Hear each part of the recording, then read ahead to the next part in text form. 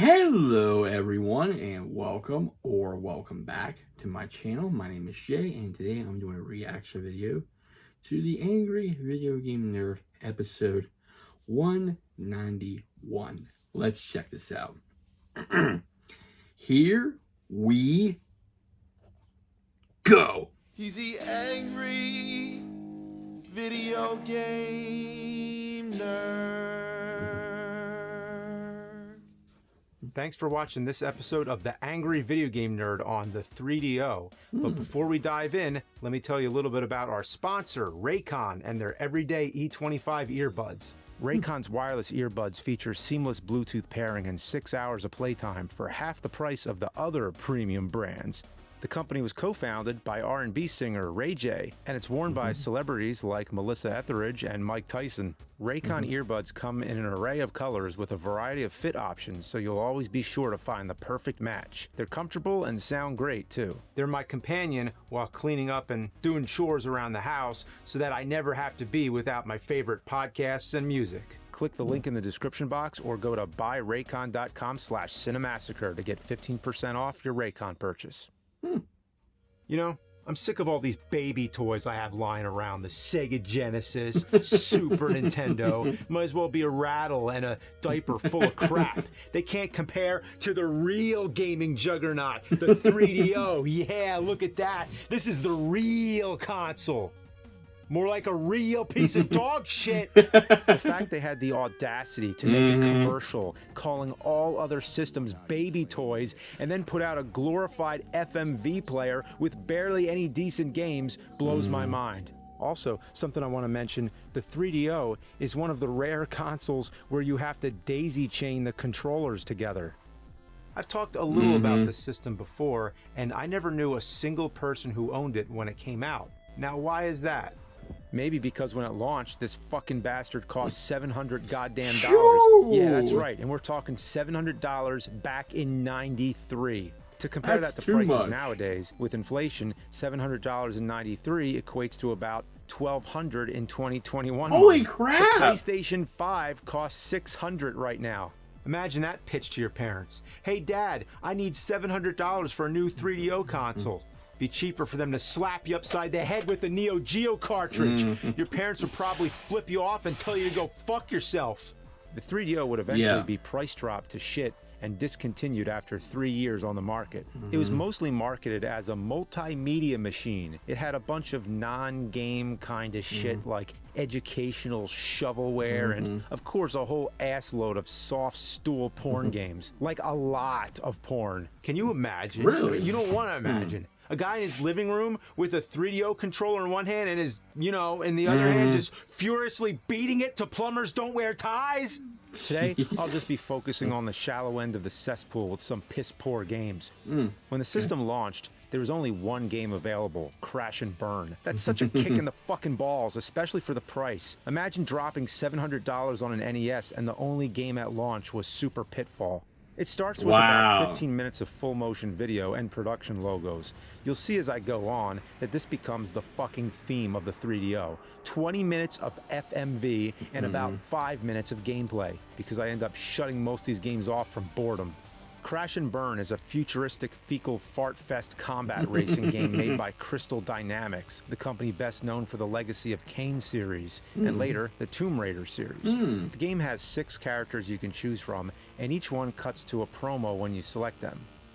I like to destroy racers in many different ways, just to keep from being bored. I like this guy because he looks like Blanca from Street Fighter became a professor or something. You can also play as Rod Stewart if you want. So you might be thinking to yourself, this doesn't look all that bad. But think about this. If you wanted to play this back in '93, you'd have to drop about $750. And that's not mentioning the fact that a complete copy can run you around $700 today. Damn! The combat's pretty lame. The weapons feel like they do absolutely nothing, and the racing is mediocre at best. I guess the graphics looked impressive back in '93, but give me F-Zero any day of the week because Crash and Burn is just plain zero. If combat racing is your thing, Road Rash, on the other hand, is excellent.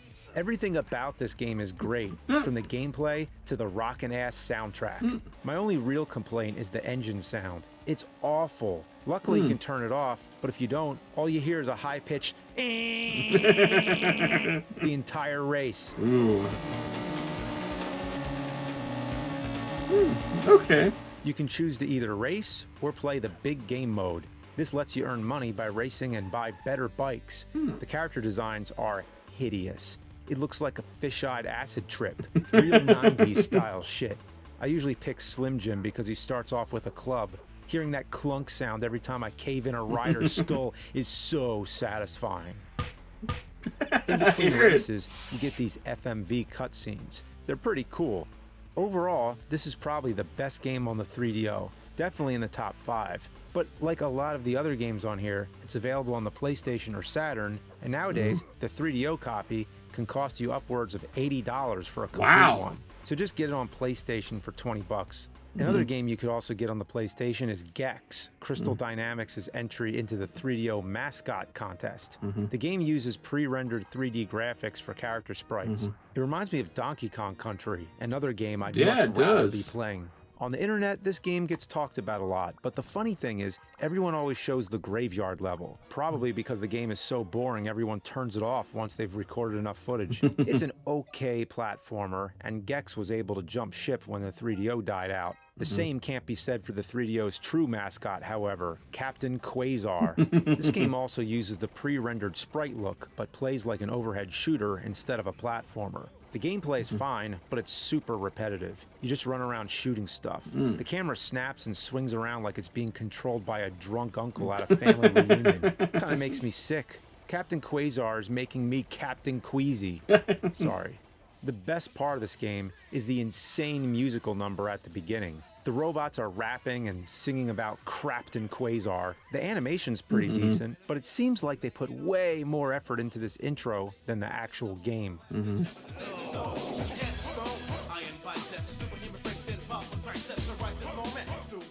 Here's a weird one, Soccer Kid. You play as this little shit that runs around kicking a soccer ball at people. I guess the story is that some space pirates steal a soccer trophy or something, then they crash and the pieces fly all over the world and you have to collect them. It's animated like a dollar store bootleg DVD. Use your soccer ball as a weapon, but without it, you're just some dickhead kid without powers or any way to attack or defend yourself. I played this game long enough to realize that I don't really like it and would rather base jump into a flea market porta-john than play anymore. Also, I don't know what this kid did, but everyone in this town wants to fucking kill him. Dogs, skateboarders, and especially these surly-looking guys who whip wrenches at his head. How fucked up is that? This kid's willing to travel the world to save a soccer trophy, but grown adults will cave his skull in with a wrench to stop him. This game is fucked up. Battle Chess is a game I remember thinking was an awesome idea. That is until I actually played it. It's possibly the slowest game of chess I've ever witnessed. Wow. Yeah.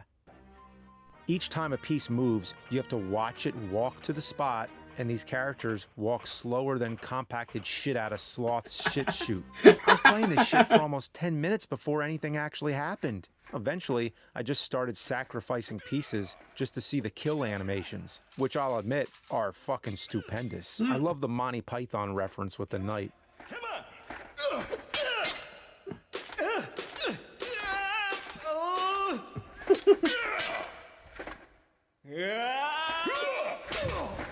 But that's all it is. It's the world's slowest chess simulator. I'd be fine if the pieces didn't need to slowly saunter over to each space. I can't believe they made a video game that's actually slower and more boring than an actual chess game. You'd have a better time watching a dog turd turn white. And yes, real chess is awesome. It's the intellectual shit, man. The Horde is a game that's usually praised as one of the best games on the system. It's fine. You play as Kirk Cameron swinging around a giant sword. Yes, you actually play as Kirk Cameron. There's an intro cutscene that, of course, goes on for like 10 minutes. Kirk saves a king from choking to death, and in return is given his own plot of land and a big-ass sword. You spend your time building traps, planting trees, and raising cattle so you can pay your taxes. In between building phases, your town gets attacked by trolls. So Kirk runs around swinging his sword like a maniac and slashing the trolls into puddles of liquid. It's a decent game, but I can't imagine playing this for long periods of time. There's nothing super wrong with the game, it just gets old pretty quick. Yeah, Another decent game for the 3DO is Super Street Fighter 2 Turbo. Well, it would be decent. In fact, it could have been the best home console incarnation of the Street Fighter 2 lineage that existed back in the day. But there's one problem. One huge problem. The 3DO controller has only 3 buttons. That ain't gonna work. Everyone knows you need 6. So I got the Pro Pad, which has the same button configuration as a Super Nintendo controller. And we all know Street Fighter worked great on the Super Nintendo. 4 buttons on the front, 2 on the top. There's your 6. You're all set. But this controller, you wouldn't believe. The bottom button, X, is actually the start button. Really? It can't even be changed in the option menu. You Wow. can reassign all the other buttons except start. So when you're trying to fight, you're gonna keep accidentally pausing the game. Oh, That wow. fucking sucks. That's And this raw. thing was made by STD. You'd be better off getting a real STD than getting this shit. So what you really need to get is Wow. the weird-ass Capcom fight pads the that they had hell to is send away that? for. They're one of the dumbest shaped controllers I've ever seen, though surprisingly comfortable. Also, the music in the game is awesome. It's an arranged version of the original and sounds great. So this one is good as long as you get the right controller. But you want to see some shit, right? Well, check out Way of the Warrior. This game was developed by Naughty Dog before they made hits like Crash Bandicoot. Imagine Mortal Kombat if nobody gave 2 flying shits about it. The ninja character in the game is just named Ninja. A ninja named Ninja. You can't get any lazier than that shit. Also, what in the fuck hell is a Shaky Jake? Each character plays like cheap chump fucks. They jump like 40 feet in the air, and you can get caught in infinite downward attacks until you're fucking dead in 10 seconds. The special attacks are more like shit spectacles. And don't even get me started on the fatalities, because they are just confusing as all hell. I see your heart beats for me. An honorable mention is the soundtrack that just plays an endless string of White Zombie songs. I'm pretty sure that's where the entire budget went, because the game is programmed like someone wrote the code with their ball sacks. Anyway, the game sucks. Next. Virtuoso. This is a rare kind of game that makes you question the very meaning of shit. I don't even know where to begin. First off, I can't get over the music. Just listen to it. What in the world? Sounds like they hired the band that got last place in the Battle of the Bands at the East Bumblefuck Community Center. All the music's by a band called Tie-Dyed, spelled Thai. I tried to look them up on Google, but all I got was articles on people in Thailand who died. Well, that's pretty depressing. I'm guessing that band name didn't go very far. Nope. You play as a leathery, long-haired dirtbag with dual shotguns and shoot the shit out of seagulls, weird faceless dudes, wasps, and Ed 209s. You could either get your ass to Mars, the beach, or Boo Haunted House. The Haunted House level makes no sense either. It's just a snowfield with a bunch of giant snowmen rolling their balls at you. You can move up against the walls, but the controls get fucked. If you come across a copy of Virtuoso somewhere, throw it in the old Trashuoso. Alone in the Dark 1 and 2 are a couple games that are known for their influence for the Resident Evil series. They're basically Resident Evil if every character was played by a diseased Muppet. The tank controls are far worse than Resident Evil, if you can believe it. Everything moves at a snail's pace. The graphics, I'm sure at the time, were decent, but everything looks like a pulsating mass of polygonal and pixelated poo-poo. Anything in the distance looks like a blob of geometry jism, and I can't get anywhere in the game without dying. Being the first of its kind is a tough deal. Basically, this game walked so Resident Evil could run. Right now, these games are giving me the runs. Siberia is a baffling mess. It looks like another Resident Evil type game, but if Resident Evil has tank controls, Siberia has septic tank controls. Basically, you point the character in the direction you want to go, and a video of him walking plays. The best part of this game is the death animations. You also die from the stupidest shit possible. He dies from slipping in a puddle? What? And also from touching this hot barrel? He's probably the most inept hero I've ever seen in a video game. Wow. Eventually, you get to a part where you're defending the base from a bunch of pictures of aircrafts and boats. I don't know if this is the rest of the game, but it goes on forever. It's like if Top Gun on the NES barfed into the "Where did you learn to fly" woman's mouth. So, we've covered a bunch of games so far. Nasty. Horror games, combat racing, platformers, fighters, and whatever the ever-loving fuck Virtuoso is. But now, let's get into the premier genre of the 90s, the first-person shooters. First up is POID. No, actually, it's PO'd. This game is just weird-ass shit. You play as an intergalactic chef who's the last living member of his ship's crew. You fight evil alien asses and other ugly-as-sin monsters with a frying pan. The movement of this game gives me severe motion sickness. I've played a lot of early first-person shooters, but this one just moves like you're ice skating after downing a bottle of Ipecac syrup. I have the urge to violently projectile vomit after a few minutes of this, and not just because it kind of sucks. But here we go. The granddaddy of shit first-person shooters on the 3DO. Doom. Really? I know, you're wondering, how could you have the audacity to spray steamy, foamy diarrhea on Doom? But hear me out. Doom on the 3DO is not Doom. It's a sad excuse for Doom. Doom on a TI-83 graphic calculator would play better than this.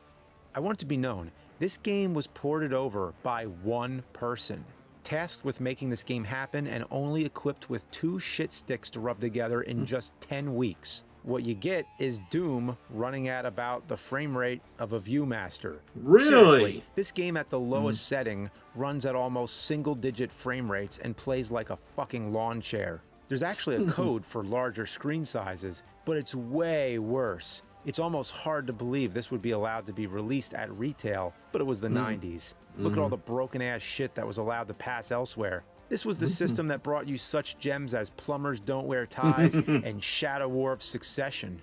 On to the next game. You can't mention the 3DO without mentioning Demolition Man. The thing that stuns me about this game is the amount of actual Stallone that is in the game. You don't just get movie clips like you would with most games. You get Sylvester Stallone running around fake backgrounds on a green screen. It's incredible. The game skirts the line between a light gun shooter and a first-person shooter. Imagine Doom if you just stood still while enemies popped up around you. Oh, and don't forget the Mortal Kombat style boss fights. This game is definitely a product of its time. Maybe I'll get into it more another day because I suck ass at the fighting scenes. Speaking of games with known actors in it, check out Hell, which has Dennis Hopper. It's a cyberpunk FMV game, but all you need to know, it's called Hell and has Dennis fucking Hopper. On to the motherlode of 3DO shit, American Laser Games. So this company put out a bunch of awful, shit-stained light gun games. Their most notable ones were the Mad Dog McCree games, but they also made the Crime Patrol series. The Mad Dog McCree games are spaghetti western-type light gun shooters that use interactive full-motion videos. They're fun as a novelty, but considering the price of the light gun and the games, plus the actual 3DO, you'd be spending around $900 to play them back in '93. Jeez. Plus, nowadays, the gun is super rare and can go for almost the price of the 3DO console. Is it worth it? Well, not the fuck really, especially since you need a CRT to play it with. But if all you had was one of these new HD TV things, well, then you're gonna have to use the regular 3DO controller or the mouse. Yeah, the mouse. You have to be rich as shit to collect 3DO games, or just happen to have a family member that owned a Panasonic store in the 90s. Special thanks to my buddy Rob for letting me borrow all his expensive shit so I can rip it apart with criticism 30 years later. The first Mad Dog McCree game can only be played with the gun or the controller. With the controller, it's impossible. You have to move the cursor down to the bottom of the screen to reload, and it moves super slow. By the time you reload and move it back up, you're already dead. Mad Dog McCree 2 lets you use the mouse, but it sucks balls. You start off shooting shit with this old dude and then come across a guy that's riddled with arrows. Like, goddamn, that dude should be dead as fuck before you even talk to him. Then it's a miracle if you get past the first group of dudes shooting at you. The hitbox is not only small as fuck, but it's timed. If you don't shoot the extremely small target before it expires, you're dead. It's the same in Crime Patrol. Some of the enemies aren't able to hit right away. Then you have a split second when they're able to be shot to get them. If not, you get made fun of for dying. You'll never make sergeant. Sorry, partner, you just don't know beans about shooting. Down here, Wow. wow. Shooting like that, bad. You're dead. That's not good, is it? Yeah, you think that's normal for a cop or sheriff to make fun of their dead partner for getting killed? These people are fucked up beyond all recognition. Foobar, if you will. Sometimes it's hard to even see where the enemies are. Like in a dark room, they're just pixels. How am I supposed to hit them? Without the gun, these games are pig shit in the wind. Even with the mouse, they're just weird to play. I can't stop dying over and over. It's sad because the sequel to Crime Patrol, Drug Wars, is hilarious.